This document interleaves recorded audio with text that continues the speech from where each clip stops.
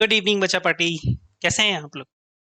उम्मीद करता हूँ आप सभी बहुत बेहतर होंगे और अपनी अपनी पढ़ाई बहुत ही बेहतरीन तरीके से कर रहे होंगे। आज की क्लास में हम बात करने जा रहे हैं एक बहुत ही नया और इंटरेस्टिंग और मजेदार टॉपिक जिसका नाम है इलेक्ट्रिक फील्ड, विद्युत क्षेत्र। अब देखो, हम लोगों ने कूलम्ब्स लॉ पर बहुत ही विधिवत चर्चा कर ली है और अब आने वाला है और भी मजा।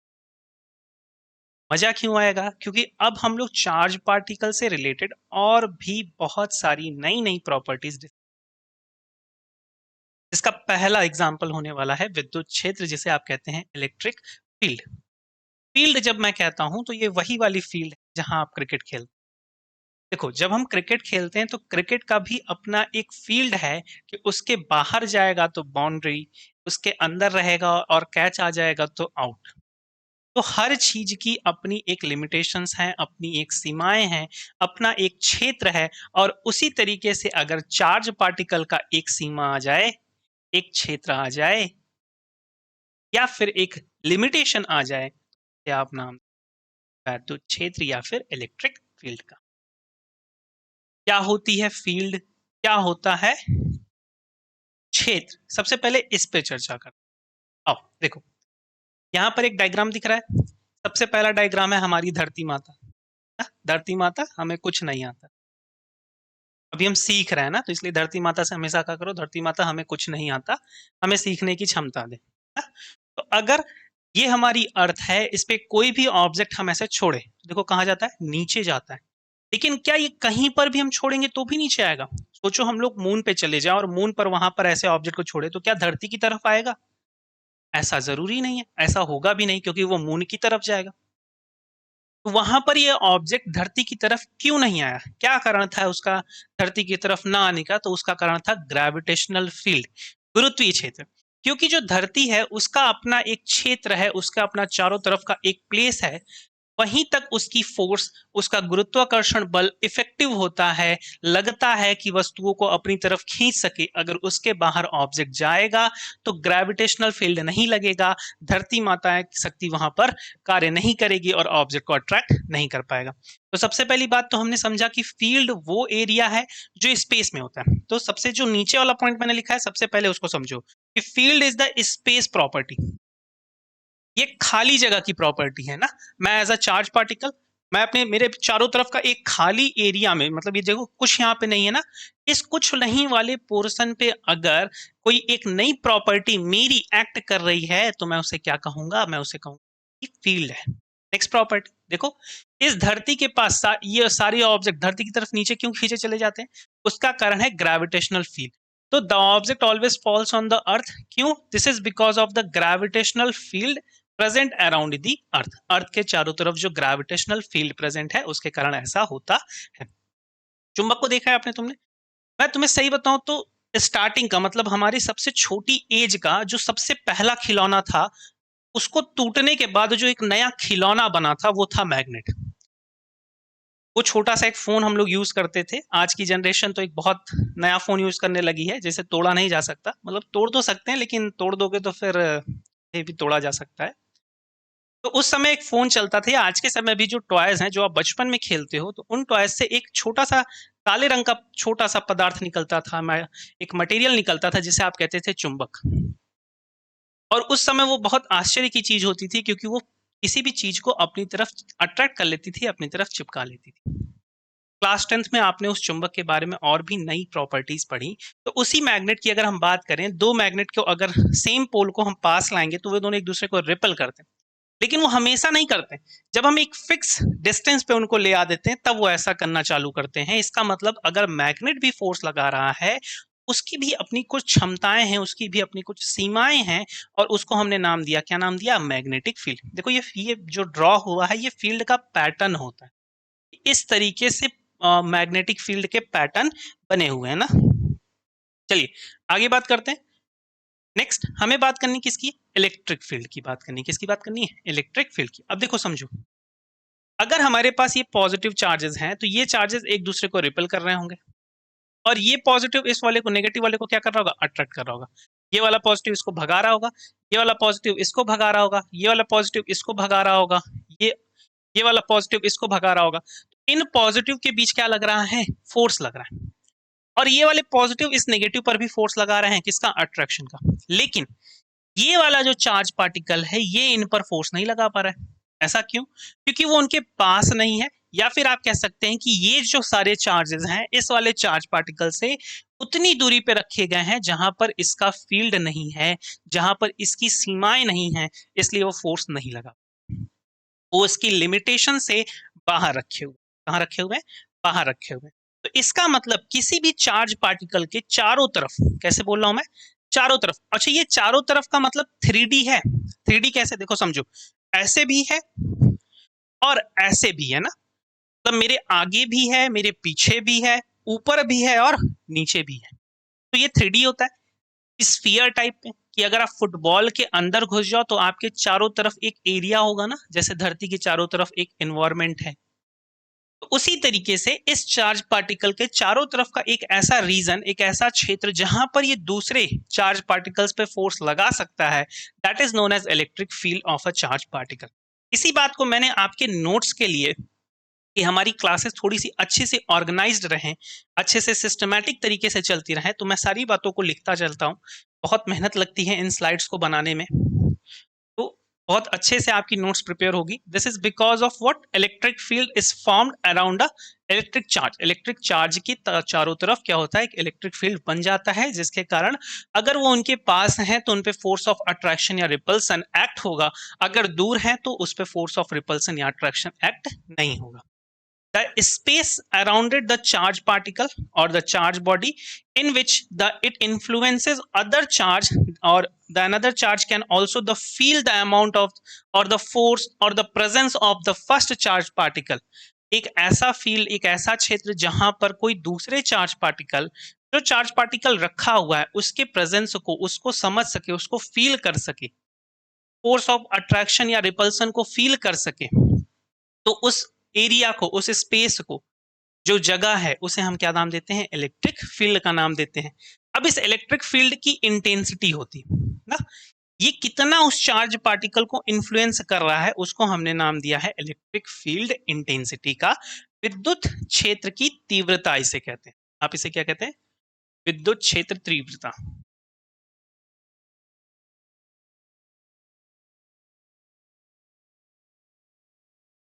विद्युत क्षेत्र की तीव्रता। चलिए अब इस बात को समझिए। तो electric field intensity is the measure of strength of the electric field. कितना इलेक्ट्रिक फील्ड लग रहा है उसकी स्ट्रेंथ को मेजर करने का जो एक मापन है, या फिर आप कह लीजिए एक वैल्यू है, एक क्वांटिटी है, उसको हमने नाम दिया है इलेक्ट्रिक फील्ड इंटेंसिटी। किसी भी point electric field intensity at any point is the electric field, और that electric field is the force acting on a unit positive charge placed at that point। चलो अब इस बात को समझने के लिए थोड़ा सा लॉजिकली कुछ बात समझते हैं। अज्यूम कर लीजिए कि हमारे पास एक ऐसा चार्ज पार्टिकल है Q, और इस चार्ज पार्टिकल Q के थोड़ी सी दूरी पर एक हमने टेस्ट चार्ज पार्टिकल रख दिया Q नॉट। देखो अब एक नई चीज आई है, टेस्ट चार्ज पार्टिकल। इस टेस्ट चार्ज पार्टिकल, इसको क्या नाम दिया हमने, टेस्ट चार्ज। क्या होता है ये टेस्ट चार्ज, अभी हम लोग इसकी चर्चा करेंगे अच्छे से। चलिए समझते हैं। क्यों क्या है आपका, एक ऐसा चार्ज पार्टिकल जिसकी फील्ड में एक another charge particle Q not रखा है। अब हम लोग कर क्या रहे हैं कि हम लोग मैथमेटिकली एक एक्सप्रेशन चाहते हैं, एक फॉर्मूला चाहते हैं इलेक्ट्रिक फील्ड की वैल्यू निकालने का। तो क्यू की आस हमने रखा है, क्या रखा है, क्यू नॉट को, और इससे हम एज्यूम कर लेते हैं कि इसकी डिस्टेंस है आर। एक आर डिस्टेंस पे हमने क्यू नॉट को रख दिया है। क्यू नॉट क्या, कैसा चार्ज पार्टिकल है, तो क्यू नॉट एक पॉजिटिव चार्ज पार्टिकल है, एक टेस्ट चार्ज है, और टेस्ट चार्ज की अपनी कोई फील्ड नहीं होती। क्या ये क्यू, इस क्यू नॉट पर कोई फोर्स लगाएगा, बिल्कुल लगाएगा सर। तो क्यू क्यू नॉट पर एक फोर्स लगा रहा है जिसको हमने नाम दे दिया है एफ, जिसको हमने क्या नाम दे दिया है, एफ। और अगर हम कह रहे हैं कि इलेक्ट्रिक फील्ड इक्वल होगा उसी फोर्स के जो एक चार्ज पर लग रहा है, जो यूनिट चार्ज पे लग रहा है। जो टेस्ट चार्ज पार्टिकल होता है, इसकी जो वैल्यू होती है, इसका जो मान होता है, वो यूनिट होता है। यूनिट का मतलब एकांक, एक होता है। तो अगर मैं इस एक की जगह पर क्यू नॉट रख दूं तो मुझे इलेक्ट्रिक फील्ड का फॉर्मूला मिल जाएगा। Electric field is actually equal to the force divided by q naught, और electric field is equal to that force which is acting on a unit charge particle. देखो, किसी भी बुक पे तुम्हें ऐसे ही मैथमेटिकल डिफिनीशन मिलेगी कि जो फॉर्मूला दिया रहता है उसके ऊपर वाले टर्म्स को सेम कर देते हैं और नीचे वाले को दिखा देते हैं कि ये यूनिट है। तो इलेक्ट्रिक फील्ड इंटेंसिटी क्या होती है या इलेक्ट्रिक फील्ड क्या होता है? तो electric field intensity of the electric field is that force which is acting on a unit charge particle placed near to the that charge particle on which we are calculating the electric field। जिस charge particle पर हम electric field calculate कर रहे हैं उस charge particle से कुछ दूर रखे हुए यूनिट चार्ज पे जो फोर्स लगता है उसी को हमने नाम दिया है इलेक्ट्रिक फील्ड का। तो देखो, एक ये फॉर्मूला बन गया हमारे पास, ये क्या बन गया हमारे पास? एक फॉर्मूला बन गया ना। चलो, इस फॉर्मूले के अकॉर्डिंग अगर हम लोग यूनिट की बात करते हैं, इलेक्ट्रिक फील्ड की यूनिट बताओ क्या होगी? तो यूनिट ऑफ इलेक्ट्रिक फील्ड हो जाएगी, क्या हो जाएगी? न्यूटन पर कूलम। अच्छा, एक यूनिट और याद रखो, बाद में तुम्हें पता चलेगा कि ये कैसे हो रहा है, ये होती है वोल्ट पर मीटर। वोल्ट पर मीटर, पहली यूनिट क्या थी? न्यूटन पर कूलम। ये कैसी क्वांटिटी है? तो हमेशा ध्यान रखना, ये वेक्टर क्वांटिटी है, ये डायरेक्शन पर डिपेंड करती है। तो अगर ये वेक्टर क्वांटिटी है, इसी फॉर्मूले को अगर हम वेक्टर के टर्म में लिखना चाहें तो ई वेक्टर हम लिख देंगे और एफ वेक्टर लिख देंगे। क्यू पर मैंने एरो क्यों नहीं लगा? क्योंकि क्यू स्केलर क्वांटिटी है, चार्ज एक स्केलर क्वांटिटी है। ये क्या है? Test charge. तो टेस्ट चार्ज से रिलेटेड कुछ पॉइंट्स याद रखना। टेस्ट चार्ज हमेशा क्या होता है? पॉजिटिव होता है। टेस्ट चार्ज कैसा होता है? पॉजिटिव होता है और इसकी अपनी कोई इलेक्ट्रिक फील्ड नहीं होती है, नो इलेक्ट्रिक फील्ड। चलो, टेस्ट चार्ज के बारे में और भी प्रॉपर्टीज हैं जो हम आगे डिस्कस करेंगे, लेकिन अभी के लिए इतना ही जानते रहिए। नेक्स्ट बात कि इस क्यू के चारों तरफ इसका मतलब एक ऐसा रीजन है जहां पर इसकी अपनी कुछ प्रॉपर्टी लगती है, जहां पर अदर चार्ज इसको फील कर सकते हैं, इसके इन्फ्लुएंस को समझ सकते हैं, और उस एरिया को हम लोगों ने क्या नाम दिया? Electric field. और इलेक्ट्रिक फील्ड इंटेंसिटी का फॉर्मूला हो गया E is equal to F upon Q naught. चलो, इसकी डायमेंशन जल्दी से निकालते हैं। डायमेंशन क्या आएगी? तो न्यूटन मतलब फोर्स की डायमेंशन होती है MLT-2, MLT-2, और डिवाइडेड बाई चार्ज की डायमेंशन होती है AT। तो जब आप इसे लिखेंगे तो इसे आप कैसे लिख सकते हैं? MLT-3A-1। ये डायमेंशन हो गई, ये किसकी डायमेंशन हो गई? आपकी इलेक्ट्रिक फील्ड की डायमेंशन हो गई। चलिए आगे बात करते हैं, electric field intensity due to a point charge. सबसे पहले अभी तक हम लोगों ने क्या क्या बात किया है? एक फॉर्मूला छोटा सा हमने डिस्कस किया है कि E is equal to F upon में क्यू नॉट। क्या इसी फॉर्मूले को रीअरेंज करके मैं कैसा फॉर्मूला लिख सकता हूं? F is equal to Q naught times E, ऐसा लिख सकता हूं। तो ये फोर्स का फॉर्मूला हो गया। कौन सा फोर्स? इलेक्ट्रिक फोर्स का फॉर्मूला हो गया। और कहां पर फॉर्मूला हो गया? कि अगर किसी इलेक्ट्रिक फील्ड में कोई चार्ज पार्टिकल रखा है तो उस पर एक्ट करने वाला जो फोर्स है, जरूरी नहीं है कि हम केवल कुलम्स लॉ से डिफाइन करें, हम इस तरीके से भी डिफाइन कर सकते हैं, F is equal to Q naught times E, Q naught multiplied by E. Unit of ने देख लिया, यूनिट क्या है इसका? न्यूटन पर कूलम है। Unit of E, unit of electric field E क्या है? न्यूटन पर कूलम। दूसरा, आपने इसे देखा कि ये वेक्टर क्वांटिटी है, तो वेक्टर क्वांटिटी की अपनी एक डायमेंशन डायरेक्शन होती है। कैसी क्वांटिटी है? वेक्टर क्वांटिटी है। चलिए आगे बात करते हैं। नेक्स्ट, इसकी डायमेंशन हमने देखी, dimension of E. Dimension of E हमें क्या मिली? डायमेंशन ऑफ ई हमें मिली MLT-3A-1। ये हो गई डायमेंशन। डायमेंशन बहुत जरूरी है, हर साल के एग्जाम में आप पाओगे कि डायमेंशन पूछा जाता है। केवल आपके ही एग्जाम नहीं, कोई भी एग्जाम आप बैठोगे देने, आप 12th के बाद, एंट्रेंस लेवल के बाद, तो आपसे डायमेंशन पूछा जाएगा। इवन अगर आप अदर फील्ड में भी जाते हो, अगर आप वनडे एग्जाम की फील्ड में जाते हो, कॉम्पिटिटिव एग्जाम देने जाते हो, तो भी आपको डायमेंशन पूछा जाता है। तो डायमेंशन बहुत ज्यादा इंपॉर्टेंट है। अब देखिए, यहाँ पर अगर मैं फिर से डायग्राम बनाऊं तो ये था हमारा चार्ज पार्टिकल क्यू, और इसके पास रखा गया था क्यू नॉट। इसके पास क्या रखा गया था? क्यू नॉट रखा गया था, और इस क्यू से क्यू नॉट आर डिस्टेंस पे था, और ये इसकी फील्ड के अंदर था। ये किसके था? इसके फील्ड के अंदर था। अच्छा, तुम मुझे एक बात बताओ कि ये जो क्यू है, ये पॉजिटिव चार्ज था, तो ये पॉजिटिव चार्ज इस क्यू नॉट पर फोर्स किस डायरेक्शन में लगाएगा? ये जो क्यू है आपका, इस पॉजिटिव चार्ज, जो टेस्ट चार्ज था हमारा, ये कैसा चार्ज था? टेस्ट चार्ज, जिसे आप परीक्षण आवेश कहते हैं ना। तो टेस्ट चार्ज पार्टिकल पर ये फोर्स किस डायरेक्शन लगाएगा? अट्रैक्शन का कि रिपल्सन का? तो बिल्कुल सही आपने कहा, ये रिपल्सन का फोर्स लगाएगा। अगर इस फोर्स की वैल्यू मैं निकालना चाहूं तो ये फोर्स की वैल्यू आएगी F is equal to 1/4 pi epsilon naught Q naught upon में आर स्क्वायर, यही मिलेगा मुझे फोर्स। चलो हम लोग बात करते हैं कि electric field intensity due to a point charge. Point charge का मतलब होता है कि वो चार्ज जिससे किसी डिस्टेंस पे हम बात कर रहे हैं उसके कंपेयर में उस चार्ज की जो साइज है छोटी है, उसे हम क्या कहेंगे, पॉइंट चार्ज कहेंगे। एज्यूम कर लेते हैं कि यह हमारा एक पॉइंट चार्ज रखा हुआ है ए पर। ए पर हमारा क्या है, एक पॉइंट चार्ज रखा हुआ है, और बी पर है हमारा एक टेस्ट चार्ज पार्टिकल। बी पर हमारा क्या है, ये है test charge particle. Test charge भी एक टाइप का पॉइंट चार्ज होता है। तो इनके बीच में फोर्स क्या होगा, force between A and B, force on Q naught due to Q. आप इसे डिफाइन करेंगे F is equal to 1/4 pi epsilon naught Q naught upon में आर स्क्वायर, यही होगा। अगर इसी फॉर्मूले को मैं वेक्टर के टर्म में लिखूं, इन वेक्टर, तो वेक्टर के टर्म में हो जाएगा F vector is equal to 1/4 pi epsilon not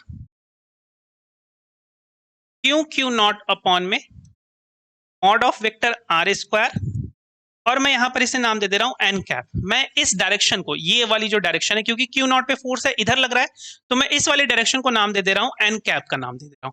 तो एन कैप रख देंगे। मान लीजिए कि अगर उसने आर कैप कहा है तो आप आर कैप रख दीजिएगा, या आई जे के का टर्म दे रहा होगा, कुछ भी टर्म दे रहा होगा, तो मैं उसे को क्या नाम दे रहा हूं, एन कैप का। तो वेक्टर के टर्म में फोर्स का फॉर्मूला ये है, नॉर्मल टर्म में फोर्स का फॉर्मूला ये है। अब आप जानते हैं कि E इज इक्वल टू है F upon Q naught. E is equal to क्या है, एफ अपॉन क्यू नॉट। और जब आप f की वैल्यू रखोगे तो क्या Q not function cancel out हो जाएंगे, बिल्कुल हो जाएंगे। तो E की वैल्यू आपको क्या मिलेगी due to test charge particle, ये मिल जाएगी 1/4 pi epsilon naught Q upon में आर स्क्वायर। ये तो नॉर्मल फॉर्म हो गया। अगर इसी चीज को मैं वेक्टर के फॉर्म में लिखना चाहूं तो E vector is equal to 1/4 pi epsilon naught Q upon में mod of vector r square, और ये हो जाएगा एन कैप। ये आपका हो गया इलेक्ट्रिक फील्ड का formula due to test charge particle. दोनों ही सिचुएशन के लिए हम लोगों ने देख लिया, वेक्टर फॉर्म भी देख लिया और नॉर्मल फॉर्म भी देख लिया। ये है आपका क्या, नॉर्मल फॉर्म, और ये है आपका कौन सा, वेक्टर फॉर्म। अगर मान लीजिए कोई टेस्ट चार्ज पार्टिकल दिया है और उसकी क्यू की वैल्यू दिया होगा और उससे कुछ डिस्टेंस आर पर हमसे इलेक्ट्रिक फील्ड पूछ रहा होगा, तो आप इस फॉर्मूले का यूज करके निकाल लेंगे। अब देखिए इलेक्ट्रिक फील्ड की डायरेक्शन क्या होती है, जो इस टेस्ट चार्ज पार्टिकल पे फोर्स लगता है due to that particular charge, वही होती है इलेक्ट्रिक फील्ड की डायरेक्शन। अगर मैं आपसे बात कर रहा हूं इलेक्ट्रिक फील्ड की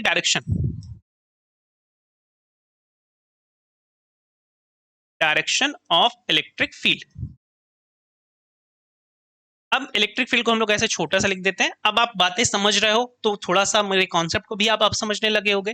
तो कुछ चीजें हम लोग शॉर्टकट फॉर्म के लिए, क्योंकि बहुत ज्यादा हमें कवर करना है और बहुत ही जल्दी कवर करेंगे तो प्रैक्टिस के लिए अच्छा खासा टाइम रहेगा ना। तो डायरेक्शन ऑफ इलेक्ट्रिक फील्ड देखते हैं ना। तो डायरेक्शन ऑफ इलेक्ट्रिक फील्ड क्या होता है, वही डायरेक्शन होता है जो क्यू नॉट पर, मतलब टेस्ट चार्ज पार्टिकल पर due to that particular charge जिस डायरेक्शन में फोर्स लगता है, उसी को आप कहते हैं डायरेक्शन ऑफ इलेक्ट्रिक फील्ड। तो ये हमेशा सेम होती है।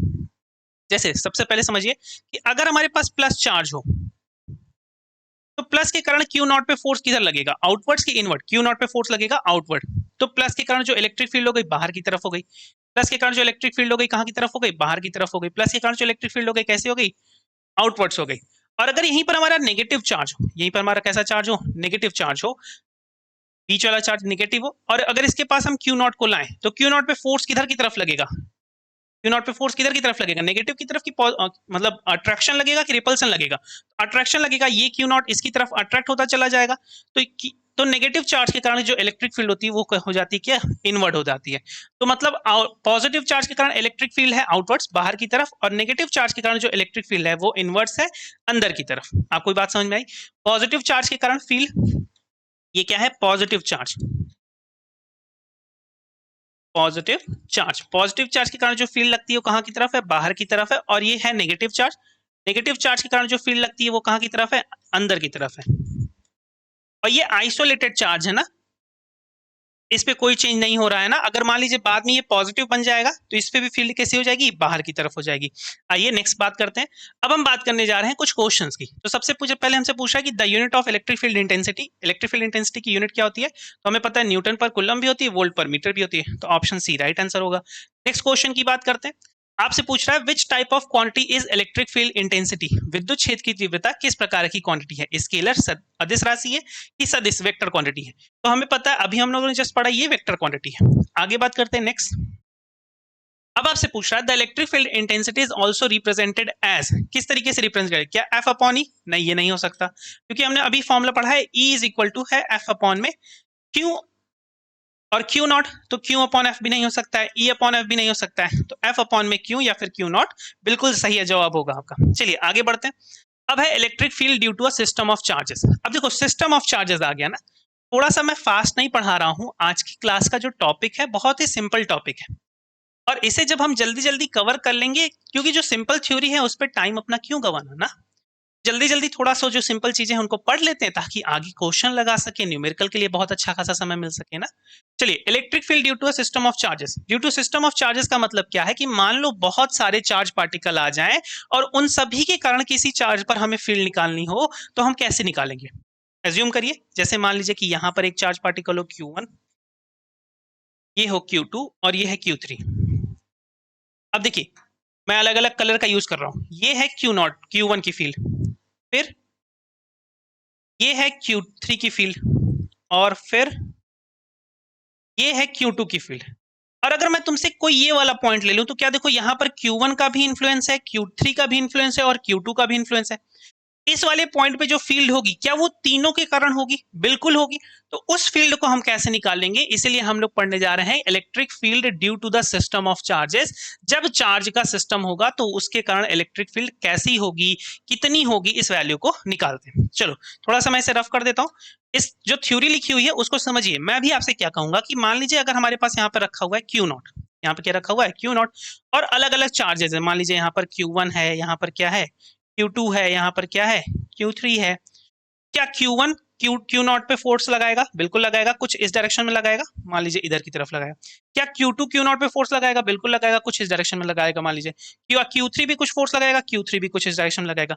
तो क्या Q0 पर अलग अलग चार्जेस के कारण अलग अलग फोर्स एक्सपीरियंस हो रहे हैं, अलग अलग फोर्स लग रहे हैं? बिल्कुल लग रहे हैं। तो जो टोटल फील्ड होगी E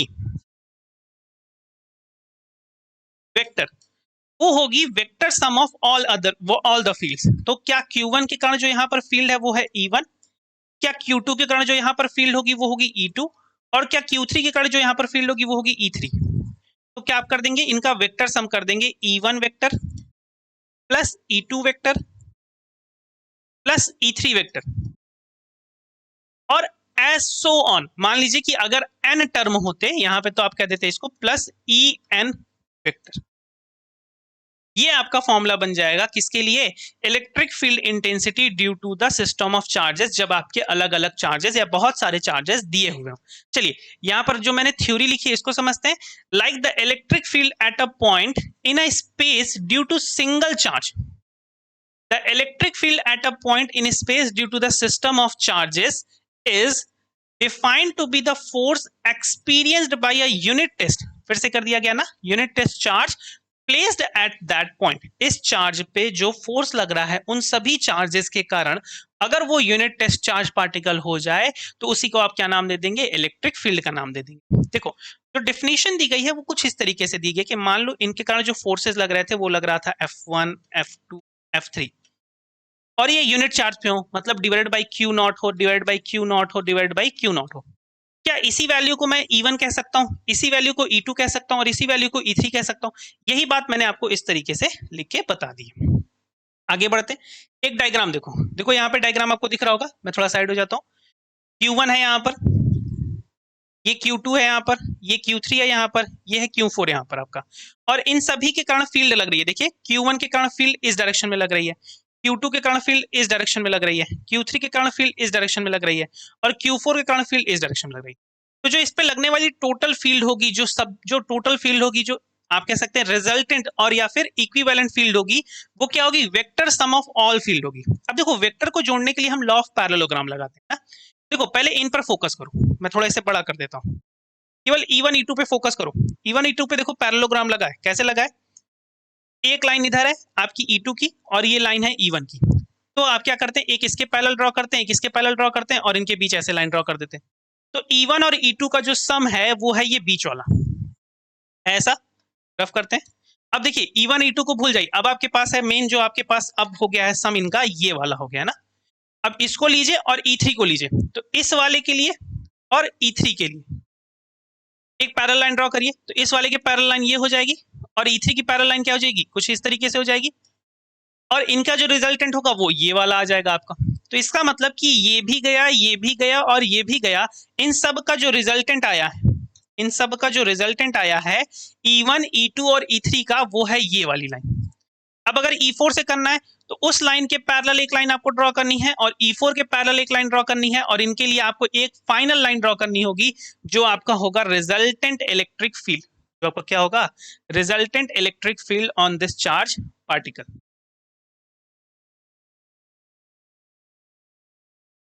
चलिए अभी स्लाइड को सेट कर दिया जाएगा, थोड़ा सा सेट कर ही देते।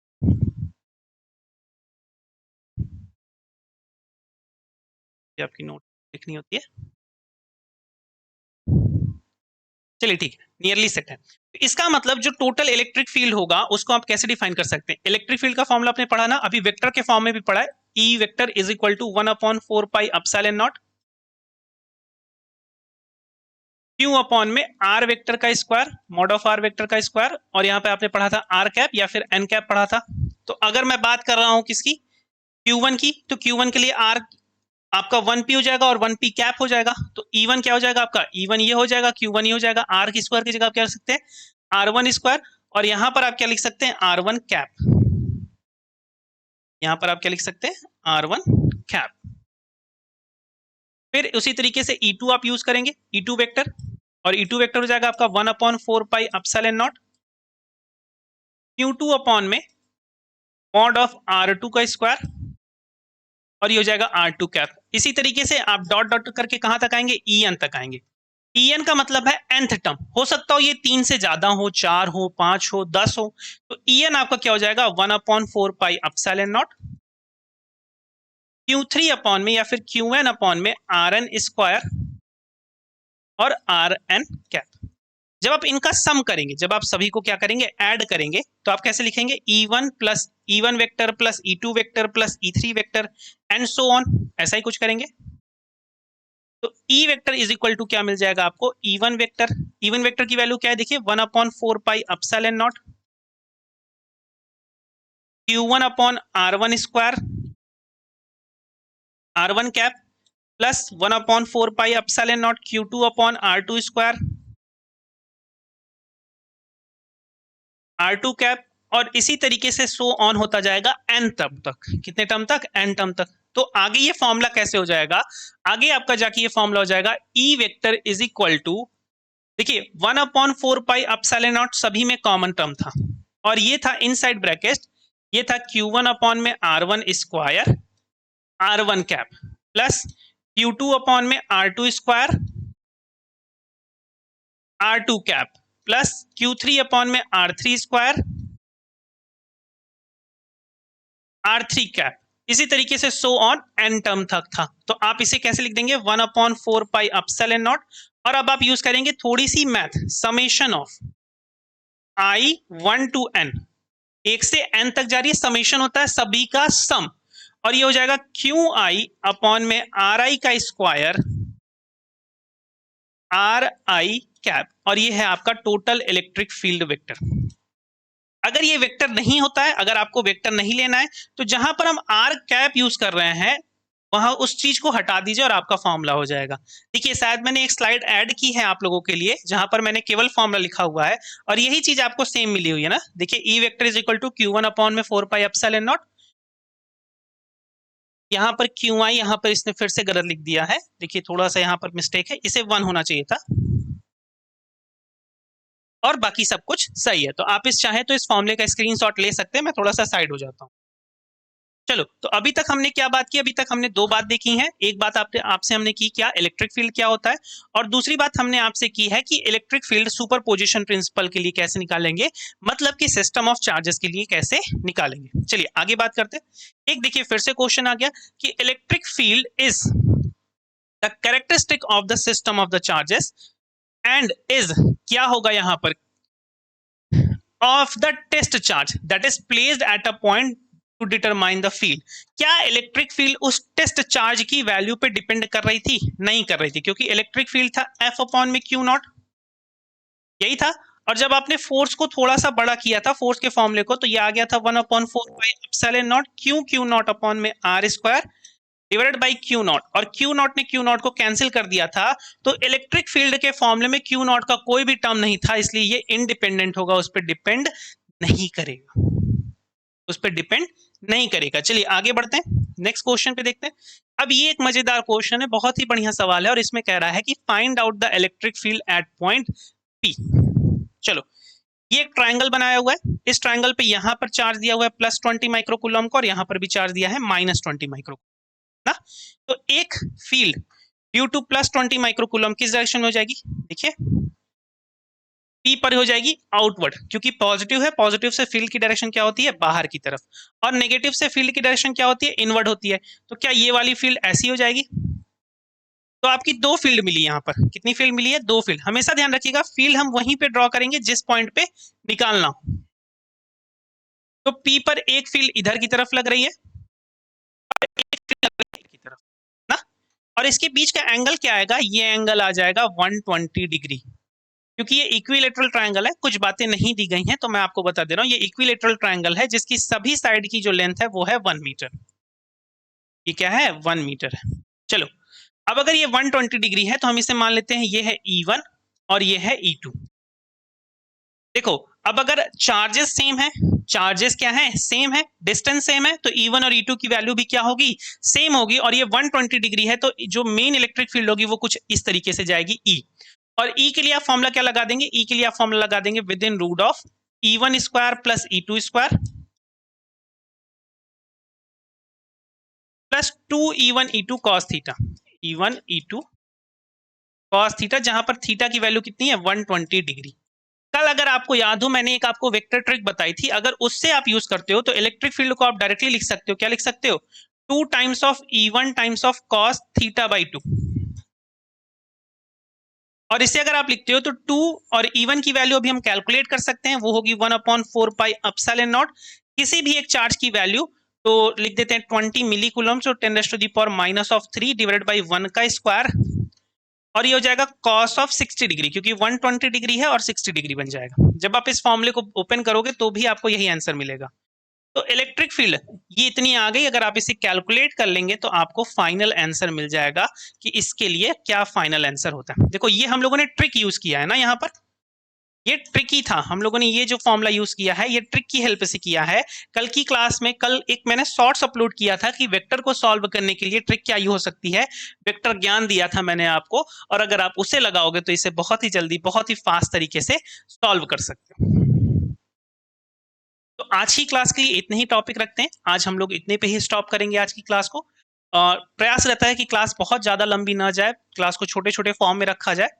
फिर से मैं आपको एक बात बताना चाहूँगा कि अगर आप हमारे टेलीग्राम चैनल से जुड़ते हो तो आपको डेली के DPPs और भी बहुत सारी चीज़ें, स्टडी मटेरियल्स जो भी आपके एग्जाम के लिए यूजफुल हैं वो आपको मिल देंगी। वीडियो पसंद आ रही हो तो शेयर ज़रूर करें, और जो भी अगर आपको प्रॉब्लम फील होती है आप हमें कमेंट करके बता सकते हैं कि सर हमें यहाँ पर दिक्कत आ रही है, या फिर ऑडियो वीडियो क्वालिटी नहीं अच्छी है, कुछ चीज़ें आपको नहीं दिख रही हैं, या मैं फास्ट पढ़ा रहा हूँ, स्लो पढ़ा रहा हूँ, तो आप अपना फीडबैक हमें दे सकते हैं। टेलीग्राम चैनल को जरूर ज्वाइन करिए, डिस्क्रिप्शन लिंक बॉक्स में आपको लिंक भी मिल जाएगा, नहीं तो फिर आप आसिया फाउंडेशन नाम से सर्च भी कर सकते हैं हमें टेलीग्राम पे जा करके, और वहां पर बहुत सारी चीजें आपके लिए फ्री ऑफ कॉस्ट दी जा रही हैं। क्लास आज को यहीं पे अंत करेंगे और मिलते हैं आपसे कल फिर से शाम में इसी समय पर, और कल करेंगे और भी बहुत सारी मजेदार बातें। तब तक के लिए बाय, बेस्ट ऑफ लक, अपनी पढ़ाई जारी रखिए, गुड नाइट, धन्यवाद।